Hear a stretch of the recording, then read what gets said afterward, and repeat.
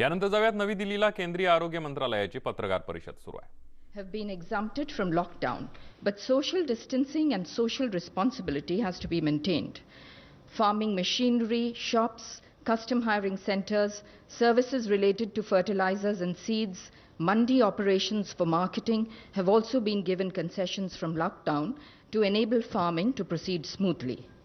At the Kharif conference recently held, 2020, food grain production target has been fixed at an ambitious 298 million tons. 298 million tons. Next slide, please. To help farmers sustain production, money has been disbursed under the PM Kisan Yojana and the PM Fasal Bima Yojana insurance claims have been disbursed. Pulses have been dispatched to states under the PM Garib Kalyan Yojana. Next. An All India Transport Call Center 180018042000 has been recently launched, and the Kisan Rath app has been launched to facilitate transportation of food grains and perishables across the state. Next slide, please. Regarding Ministry of Consumer Affairs, Food and Public Distribution, I would like to inform you that face masks and sanitizers have been brought under the Essential Commodities Act. NGOs have been permitted to buy food grains directly from FCI for relief operations. FCI has moved double the average food grains across the country during the lockdown. Next, please.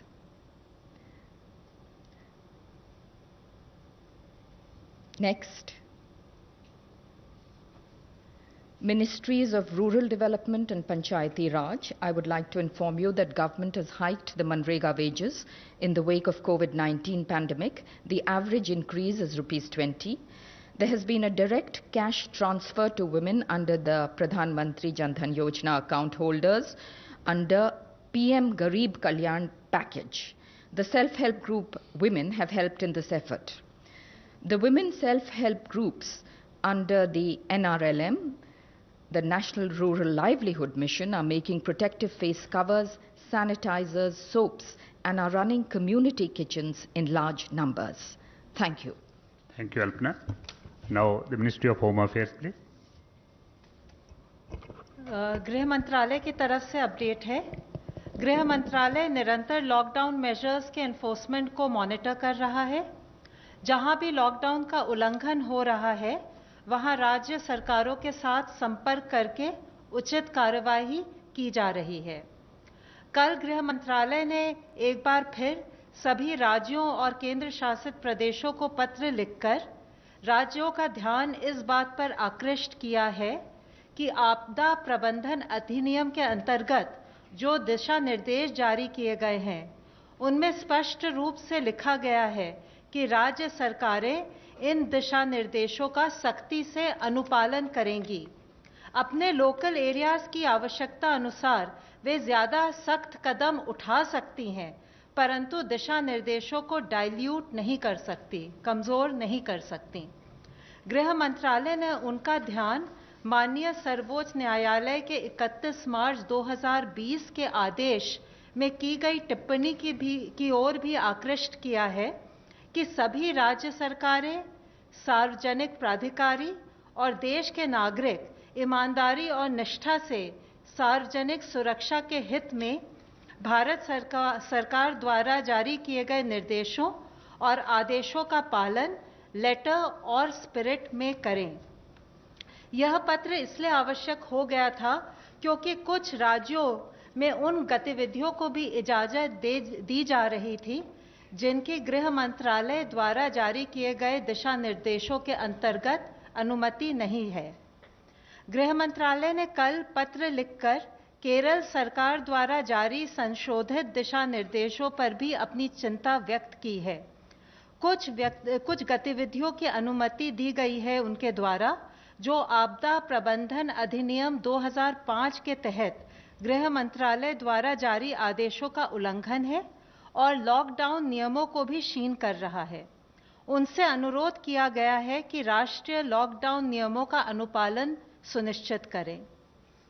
कुछ जिलों में भी lockdown नियमों के उल्लंघन के कुछ मामले सामने आए हैं जो स्वास्थ्य के लिए गंभीर खतरा पैदा कर सकते हैं।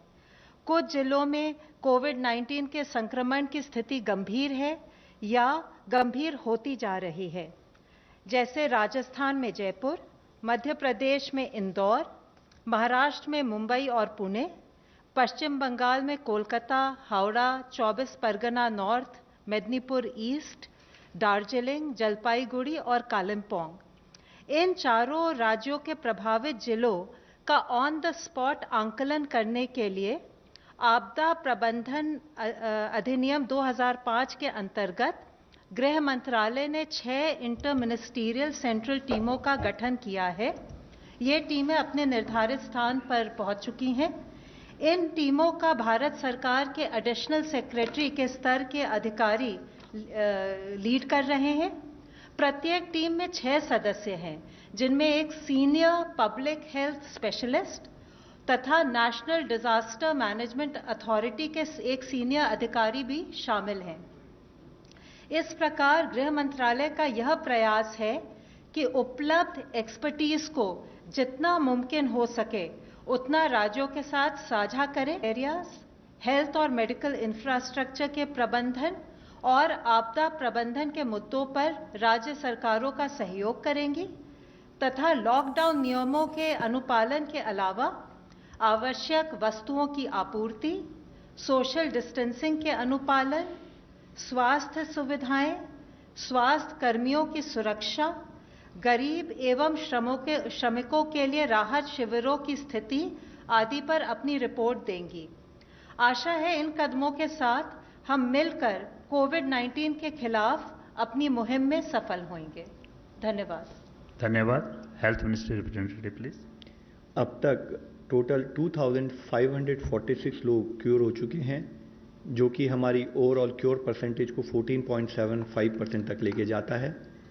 कल से एडिशनल कंफर्म केसेस देश में 1000, which takes the total number of confirmed cases in the country to 17,265। Last 24 hours में 36 न्यू डेथ्स भी रिपोर्ट हुई हैं। माननीय स्वास्थ्य मंत्री जी ने कोविड-19 मैनेजमेंट की तैयारियों की समीक्षा के तहत कल Rajiv Gandhi super speciality hospital का दौरा भी किया। उन्होंने फ्रंटलाइन वर्कर्स के एफर्ट की तारीफ की, कहा कि आज जो हमारा इंक्रीज रिकवरी रेट आ रहा है वह हमारी क्वालिटी ऑफ केयर को रिफ्लेक्ट करता है। उन्होंने कहा कि लॉकडाउन 2.0 के दौरान लाइफ में डिसिप्लिन लाने से नेशनल फोरम है, जिसमें 19 देश और यूरोपियन यूनियन के नेशन मेंबर्स फाइनेंशियल इश्यूज के साथ साथ सोशियो इकोनॉमिक इश्यूज पर भी डिस्कस करते हैं। G20 के मेंबर नेशंस वर्ल्ड का 80% इकोनॉमिक आउटपुट, ग्लोबल पॉपुलेशन 2/3 और 3/4 जो इंटरनेशनल ट्रेड है उसको रिप्रेजेंट करते हैं। उस G20 के स्वास्थ्य मंत्रियों की कल एक वीडियो कॉन्फ्रेंस के द्वारा मीटिंग हुई, जिसमें कोरोना वायरस से निपटने के लिए कोऑपरेशन और कोलैबोरेशन के इशू पर डेलिब्रेट किया गया। माननीय मंत्री जी ने इन टेस्टिंग टाइम्स के दौरान सभी मेंबर स्टेट्स के साथ मिलकर काम करने के लिए भारत के कमिटमेंट को जाहिर किया। उन्होंने कहा कि भारत G20 के देशों के साथ मिलकर वैक्सीन डेवलपमेंट और ड्रग डेवलपमेंट पर काम करना चाहेगा। इसके साथ ही गवर्नमेंट ऑफिसेज के कामकाज के लिए स्वास्थ्य मंत्रालय ने अधिकारियों को एक गाइडलाइंस के द्वारा वायरस के स्प्रेड को रोकने में संबंधित प्रिकॉशनरी मेजर की सलाह दी है, जिसमें बताया गया है कि officials reusable cloth face cover use करें, डिसइंफेक्शन पानी से हाथ धोएं या फिर हैंड रब या सैनिटाइजर को यूज करें और ऑफिशियल्स एक दूसरे के बीच में एडिक्वेट डिस्टेंस मेंटेन करें। साथ ही किसी भी जगह पर 5 से अधिक लोगों की गैदरिंग को अवॉइड करना है। डबलिंग रेट ऑफ केसेस, जिसका मतलब है कि कितने दिनों में टोटल केस काउंट डबल हो रहा है, उसको हम अलग अलग इंटरवल्स पर कैलकुलेट करते हैं और जिसके तहत हमने पिछले 7 दिनों के डबलिंग रेट के बेसिस पे जब कैलकुलेट किया तो देखा कि इंडिया का डबलिंग रेट लॉकडाउन से पहले जो 3.4 था, अब वह इंप्रूव होकर 7.5 हो चुका है।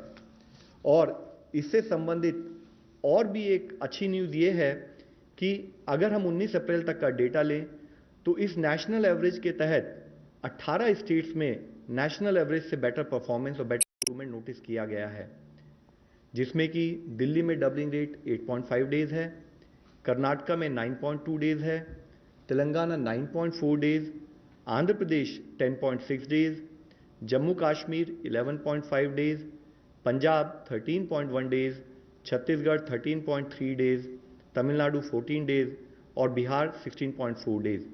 ये जितने राज्य हैं यहाँ पर 20 से कम करीब डबलिंग रेट नोटिस किया गया। इसके साथ ही कुछ राज्यों में 20 से 30 के दिनों में भी डबलिंग रेट नोटिस किया गया, जो उनकी परफॉर्मेंस को दर्शाता है, जिसमें अंडमान निकोबार 20.1 है, Haryana 21 days, Himachal Pradesh 24.5 days, Chandigarh 25.4 days, Assam 25.8 days, Uttarakhand 26.6 days, Ladakh 26.6 days.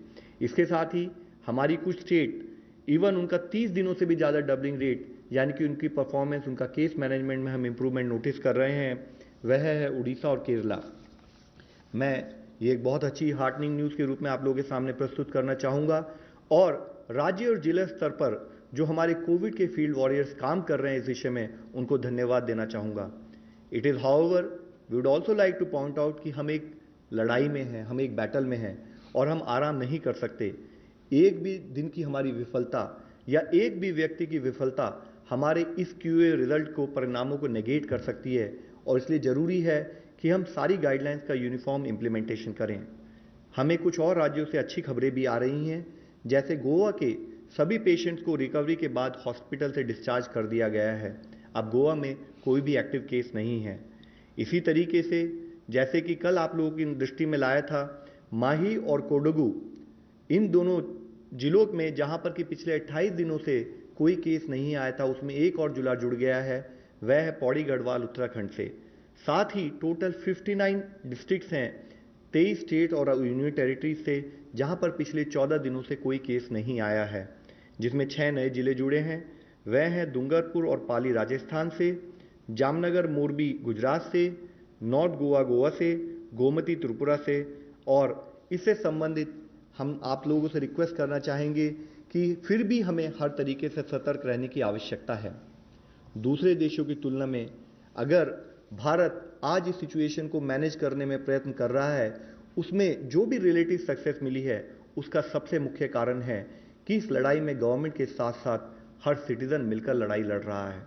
Community involvement, cooperation और कम्युनिटी लीडरशिप हमारे मैनेजमेंट का एक मुख्य कारण रहा है। माननीय प्रधानमंत्री जी की अपील के तहत देश का हर नागरिक इस लड़ाई में जुड़कर लड़ रहा है, फिर चाहे वह लॉकडाउन का इम्प्लीमेंटेशन हो या सोशल डिस्टेंसिंग से रिलेटेड बिहेवियर चेंज हो, कंटेनमेंट जोन में लॉकडाउन का स्ट्रिक्ट इम्प्लीमेंटेशन हो, कॉन्टैक्ट ट्रेसिंग और सर्वेलेंस से हम हेल्थ वर्कर्स का सहयोग करते रहें और हर तरीके से फील्ड स्थाई पर पेशेंट मैनेजमेंट पर फोकस कर हम मॉर्टैलिटी को अवॉइड करें, यह हमारा प्रयत्न होना चाहिए। आज जब हम कुछ प्रांतों में रिलैक्सेशन प्रोवाइड कर रहे हैं, तो ज़रूरी है कि हम सोशल डिस्टेंसिंग के नॉर्म्स का पूर्णतः पालन करें, ताकि जो कोविड के केसेस कुछ जिलों में, कुछ राज्यों में कम हो रहे हैं, वे और भी कम हों। और जो जिले ग्रीन जोन में चले गए हैं, वहाँ पर हम सबकी रिस्पॉन्सिबिलिटी है कि वह ज़ीरो केस की स्थिति में ही बने रहें। हम सभी को पता है कि इस बीमारी की कोई अभी तक वैक्सीन नहीं है। इसकी अब केवल एक ही वैक्सीन है जो हमें सबसे ज़्यादा इफेक्टिव सपोर्ट करती है, वह है सोशल वैक्सीन यानी social distancing.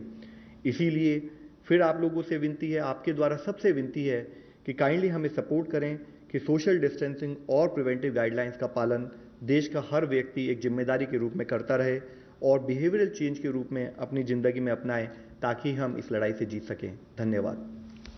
Now, online question for ICMR. The rapid antibody tests have come under scanner word over for quality issues. Did ICMR conduct batch-wise quality tests before dispatching them to states, as certain states have raised concern about their quality?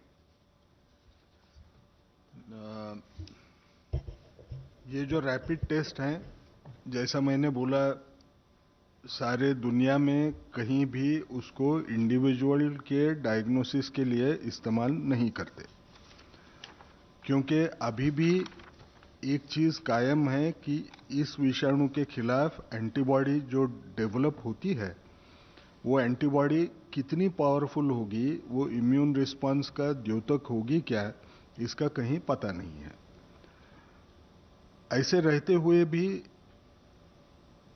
इसका इस्तेमाल surveillance purpose के लिए हो सकता है, क्योंकि surveillance में मैंने जैसे पहले एक बार बताया था, मैं अगर ये बताना चाहता हूं कि 5% समझ लीजिए कहीं सर्वे किया, 5% लोगों को बीमारी थी, वो अगर 4.5 भी आई और वो कंसिस्टेंट एरर उसी ढंग से वही टेस्ट आप इस्तेमाल कर रहे हैं, उसी से भी उतनी 4.5 4.3 भी आई, कंसिस्टेंट रही वो एरर, तो उसमें एपिडेमियोलॉजिक सर्वेज में जहां हम ट्रेंड मॉनिटर कर रहे हैं उसमें ज़्यादा फर्क नहीं पड़ता है, क्योंकि वो गिनती ही कम करता है।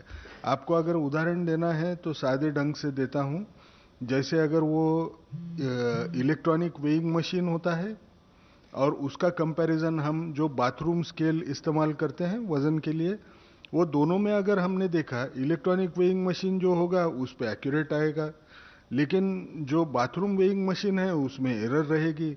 लेकिन अगर वजन देखना है तो हमको 100 ग्राम से फर्क आया क्या, इससे हमको कोई फर्क नहीं पड़ता। जब हम वजन 60-70 किलो का देख रहे हैं, वो थोड़ा कम ज़्यादा इधर उधर हुआ तो भी चल जाता है। इसकी ये तो पहली बार, तो एक ही बैच जो आई है तो वो सवाल तो उठेगा नहीं। ये सारी टेस्ट जो एंटीबॉडी टेस्ट आई हैं उनकी ये CE-IVD अप्रूव्ड हैं, इनको टेस्ट किया गया था कि ये उसकी जो सेंसिटिविटी स्पेसिफिसिटी क्लेम्ड है वो उसके कॉन्फिडेंस के रेंज में है क्या करके, उसमें वो ठीक पाई गई। हमको जो दूसरी एक ये मिली है कि वेस्ट बंगाल में कुछ टेस्ट जो BGI किट करके माना जाता है, RT-PCR किट, वो RT-PCR किट बराबर काम नहीं कर रहा है, ऐसे हमको एक ग्रीवेंस मिला। वो ग्रीवेंस के तरफ देखते वक्त 2-3 चीज़ें हमको याद रखना है कि ये BGI kit US FDA approved है, उसके क्वालिटी स्टैंडर्ड्स काफ़ी अच्छे हैं। सिर्फ इसमें एक प्रॉब्लम है कि ये जब किट हमको रखना है तो उसको 20 डिग्री के नीचे टेम्परेचर रहना चाहिए। 20 डिग्री के अगर ऊपर गया तो वो टेस्ट रिजल्ट्स बराबर नहीं आ सकते हैं। तो जो कंप्लेंट थी वो कंप्लेंट ये थी कि कुछ लोगों की रिपीट टेस्ट करना पड़ा, क्योंकि सारे लाइट अप नहीं हो रहे हैं, उसके साथ कंट्रोल जो रहते हैं वो। ये कब होता है, कभी कभार टेक्नीशियन जब वो काम करेगा, ज़्यादा सैंपल नहीं रहे तो उसके स्ट्रिप्स निकाल के उसको और एक बार रन करता है दूसरे टेस्ट को करने के लिए। जब वो वैसे करने जाएगा तो उसने वो कहाँ किट रखा था, वो क्या रूम टेम्परेचर पे छोड़ के उसने फिर टेस्ट करने की कोशिश की, उसके ऊपर वो आमादा होगा। लेकिन हमने वेस्ट बंगाल गवर्नमेंट को भी बताया है कि जो NIV में हम किट इस्तेमाल करते हैं वो किट तकरीबन 10,000 टेस्ट के लिए काफ़ी हैं। वो नाइसेड में हैं कलकत्ता में, वो हम उनको टेम्पररी वो क्राइसिस टाइड ओव्हर करने के लिए दे रहे हैं। आपण बघितलं, केंद्रीय आरोग्य मंत्रालयाची पत्रकार परिषद सुरू आहे। देशभरातल्या कोरोनाविषयीचा आढावा घेण्यात येतोय। 17,000च्या वर रुग्णांची संख्या वाढली आहे, त्यामुळे प्रत्येकानं नियम पाळण्याच्या सूचना, आवाहन सुद्धा करण्यात आलं। यानंतर बुलेटिनमध्ये इथंच थांबूया। ताज्या बातम्यांसाठी पहा फक्त न्यूज 18 लोकमत।